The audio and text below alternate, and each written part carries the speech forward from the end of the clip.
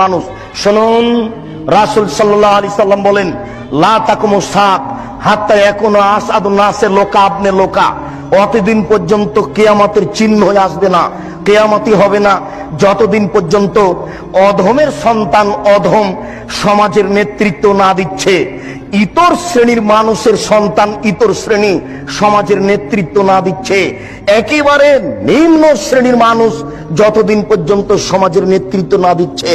এরপরে আল্লাহ রাসূলের ভাষা আরো শোনেন, আল্লাহ রাসূল বলছেন, সাদাল কাবিলাতা ফাসিকুহুম, যেদিন গ্রাম্য সর্দার হবে ফাসিক বদ মানুষ, জাইমাল কমে আরজালহুম, যেদিন মানুষের নেতৃত্ব দিবে সবচেয়ে নিম্ন শ্রেণীর ইতর শ্রেণীর মানুষ।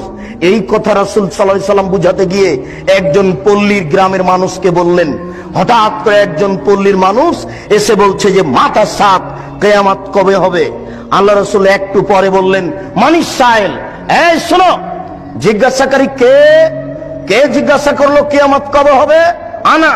আল্লাহ রাসূল, আমি জিজ্ঞাসা করলাম কিয়ামত কবে হবে। তখন আল্লাহ রাসূল বললেন, এজা জুয়াতিল আমানাত ফান্তাজুরি সা, যেদিন মানুষের টাকা পয়সা আত্মসাৎ করা হবে, ধ্বংস করা হবে, সেই দিন কিয়ামত হবে।